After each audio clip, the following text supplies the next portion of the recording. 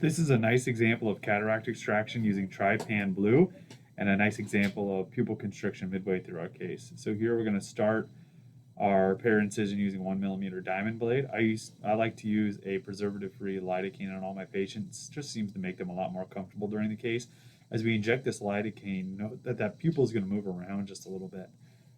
When that happens, it's an early sign that potentially this pupil might come down at the beginning of the procedure or during the procedure. And so here it's a nice thick cataract. I don't have great visualization of the anterior capsule. And so I'm going to use Vision Blue to stain this capsule. I like to let it sit in there for about 15 to 30 seconds. That usually, in my opinion, allows adequate time for that blue to bind to the anterior capsular surface. When I want to get it out, I just use my straight Viscoat. And if you bring the Viscoat in, it does a great job of removing all that Vision Blue without having to do multiple steps to get it out of the eye. And so eye is fully inflated with the viscoelastic. I like to use a 2.2 millimeter metallic blade to make my primary incision. I do like a pseudo two-step, and I like the tactile feedback of these metallic blades versus the diamond blades for my main incision. Here we use a bent TV needle in order to start our rexus. I always pull my rexus down first. I like to do the subincisional area, which is and some find to be the most difficult part of the rexus right off the bat. I just find I have the best control before I've kind of created the rexus going superiorly. And so here I like to make this rexus relatively large for my thicker cataracts. Makes it easier to remove those quadrants, and I don't have to worry about the chances of kind of disrupting this capsule when that's just a little bit bigger. And so I'm going to make a slightly bigger rexus than I normally would. My hydrodissection, I like to use a chain cannula. I like to usually inject in the superior or inferior nasal quadrant, and I look for that wave of fluid going behind the lens. And once I see that, I push down and rotate. And usually, if I go to the opposite side, push down and rotate, that lens will free up really quite nicely without having to hydrodissect anywhere else. You note that this pupil is coming down more and more as we go on through this case. You have a chance right now to put in a Malthusian ring. It's just if you're going to move down that route, you need to be really careful when you're linking that ring around the pupil, and you want to make sure you're not accidentally grabbing the capsule, because the last thing you want to do is create a tear and not know about it. And so here I feel confident that we can get this lens out without really any major complications. I'm not going to use a ring. I like to do my first passes about 3 times, just going straight down, and then I'm going to break this nucleus into half. I'm going to take one entire half right off the bat.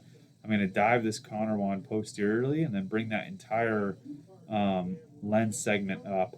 I like to keep my phaco instrument kind of right at the iris plane if at all possible. As we move through this, you're going to note that as this lens segment is tickling the iris is going to continue to come down more and more. And so if you do move down this route, you want to be really careful, you want to be really gentle, and you want to touch the iris as little as possible, because every time you touch that iris, it's going to want to constrict a little bit more. And so here, I'm going to dive that conner wand back posteriorly again. I'm going to move it. I'm going to pull up with the conner wand and push down with the phaco tip, and that's going to chop this last half into 2 different quadrants. I decided to do that because I really did want to minimize the amount of touching of that iris with these lens segments, just to keep that pupil open as big as I possibly can. And so here I do a little bit of a phaco tip wiggle. I'm trying to keep right down at that iris plane, but also not tickle the iris too much. I'm down to the last quadrant now, and so my goal here is I'm going to burp this entire quadrant, or move this entire quadrant, I should say, completely into the anterior chamber. I'm doing that to try to minimize interaction with the pupil. There you can see I suck it up real quick, but I notice it before I hit that phaco power, and I don't create any trauma to that iris. I keep my secondary instrument down posteriorly behind where I'm working at all times to make sure that posterior aspect of that bag doesn't come forward and hit that phaco tip. I'm going to try to remove as much of this cortex as I possibly can. As I work through this, the pupil sometimes likes to come down more and more and more. And the more it comes down, the more difficult it is to see these little fluffy edges of cortex. And so you really just want to take your time, don't rush this section, and make sure you remove all that cortex if you can, or at least try to get all the segments that you can see at this point. And so here we're just continuing to grab up as much of this cortex as we can. There's a little section here I'm just grabbing, and then one more there, and now it looks like we've gotten the majority of that cortex out. I'm going to bring in a Kugelin hook. I like the Kugelin hook because it's really good at kind of lifting that iris and moving it around and avoiding the capsule. I'm going to be real careful not to grab the capsule by accident, because the last thing you want to do is stretch out that capsule and cause a tear this late in the game. And so it looks like we've removed all that cortical material. And when you see I removed that IA, that pupil went right to my main incision. So I'm going to inject with that cohesive viscoelastic. I'm going to deepen out the iris. I'm not going to inject too much to where I'm going to increase the pressure inside of the eye and force that iris out of that main wound.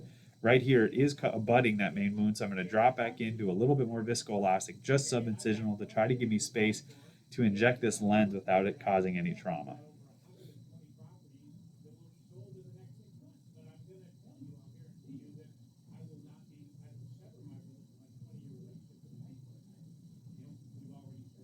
So there we go. And so that lens is fully in. We're going to rotate it down into the bag now. You want to make sure that these haptics are truly in the bag and not unraveling into the sulcus. And so you might have to take just a little bit more time. Um, I'm going to show you just with the Kugel and hook here. I can see I'm just checking one of those edges to make sure it's truly in position. Looks like it is. I'm going to take it out. I'm going to put in the IA. I'm going to remove some of the viscoelastic, and I'm going to bring that Kugel back in again and just do another double check. Again, it's worth the time spent right now to make sure that this lens is in the proper position. The last thing you want is for that lens to have been in the wrong spot and you don't notice it until like day one, week one, or 1 month after surgery. And so just take the time now, check all those different areas, make sure that lens is sitting in the appropriate spot, and it looks like it's doing nicely here. And so I am going to remove the rest of this viscoelastic. Now the trick here is that I want to finish this case without having a bunch of pupil shoot through my main incision when I take out this IA tip. And so the best way to do that is once I'm convinced that I've removed all this viscoelastic, I'm going to turn off the infusion port, and then I'm going to bring in a secondary instrument to help me remove this IA tip without any problems. And so here I'm turning off infusion, I'm bringing in my Kugel, I'm decompressing the para, dropping the pressure inside of the eye to 0 so there's no force pushing that iris towards my wound. And then I'm going to hydrate very lightly just the anterior lip of both the main and the para incision. And by doing this in a controlled fashion, I should be able to close both of these wounds without having that pupil getting trapped in any way. And that's kind of a good way of doing it.